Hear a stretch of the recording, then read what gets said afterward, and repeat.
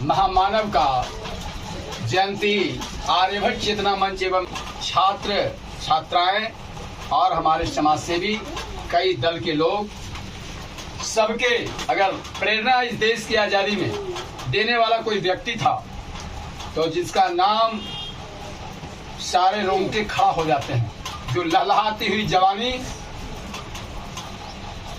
जो 23 साल की उम्र में देश के लिए कई लोग कहे कि आप माफी मांग लीजिए, आपकी फांसी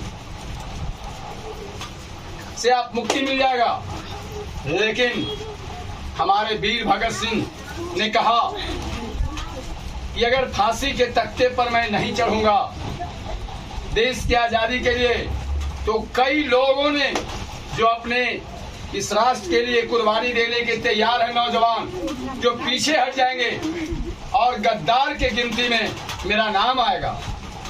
जो मेरा फांसी है, मैं हंसते हुए इस देश के लिए मैं फांसी के तख्ते पर चढ़ूंगा, लेकिन अंग्रेज के चरणों में मेरा सिर झुकेगा नहीं।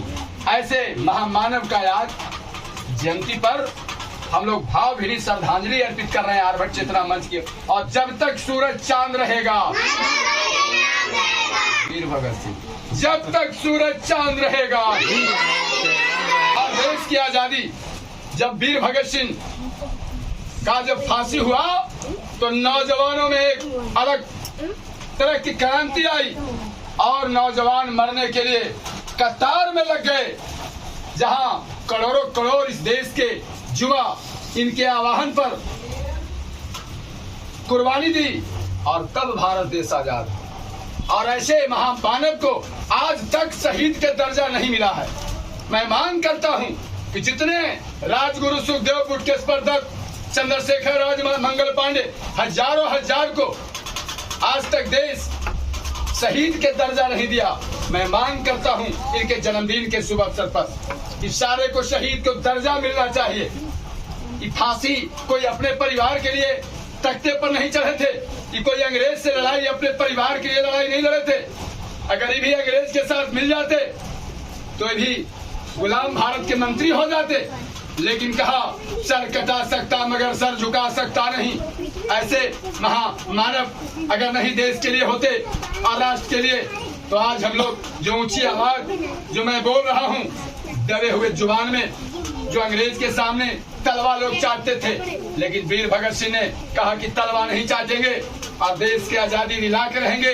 और इनके कुर्बानी के बाद देश में नौजवानों में ऐसा क्रांति आया कि आज देश आजाद हुआ।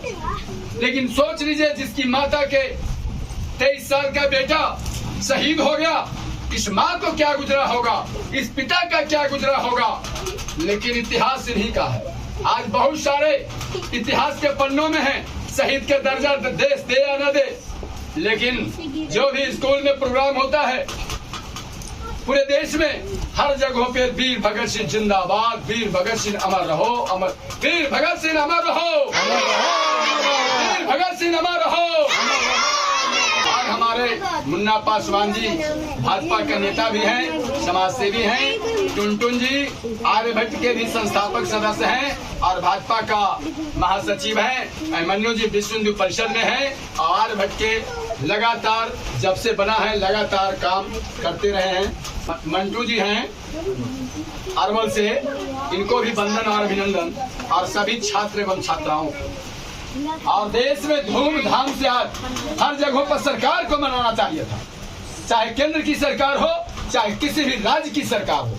ऐसे ऐसे महामानव को जिसने याद दिलाया, देह में लगता है कि क्रांति आ जाता है। जिस व्यक्ति को कहीं भी नहीं मनाया जा रहा, नेता एक मरता है जो लूट करके अरबों रुपया कमा लेता है। इसकी सरकारी विधायक और मंत्री का सरकारी राजकीय सम्मान के साथ आपका कृष्ण मेमोरियल हॉल और विज्ञान भवन में मनाया जाता है। और जिसने देश के लिए अपनी जान दे दिया लहलहाती हुई जवानी को, जिसको न शहीद का दर्जा दिया, यही देश का मूलभूत सिद्धांत से भटका हुआ हमारा देश। ऐसे ऐसे जवानों को हर चौक चौराहे पर मुट्ठी लगना चाहिए। भले देश के एक एक व्यक्ति आज भी याद रखे हुए, यही बहुत बड़ी बात है। न कितने बलिदानी हमारे देश के लिए देश के मरे, जिसको कोई नाम नहीं जानता है, लेकिन वीर भगत सिंह, चंद्रशेखर आजाद, गुटकेश्वर दत्त और राजगुरु सुखदेव, मंगल पांडे जैसे हजारों व्यक्तियों को लोग नाम जानते हैं। यही बहुत बड़ी बात है। लेकिन देश ने इन लोगों के साथ गद्दारी किया है 78 साल की आजादी में, कि जो हर चौक चौराहे पर इन लोगों की मूर्ति लगना चाहिए, जो आज भी नहीं लगा। ये किसी एक व्यक्ति के नहीं थे, ये सारे राष्ट्र के थे।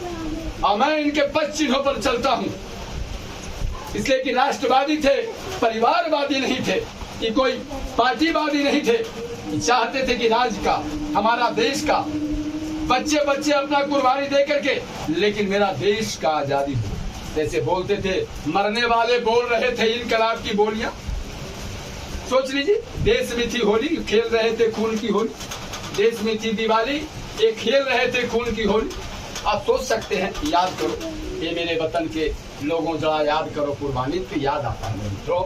और अब हम मुन्ना पासवान जी से कहते हैं कि भाई 2 मिनट बोले, 1 मिनट बोले इनके बारे में।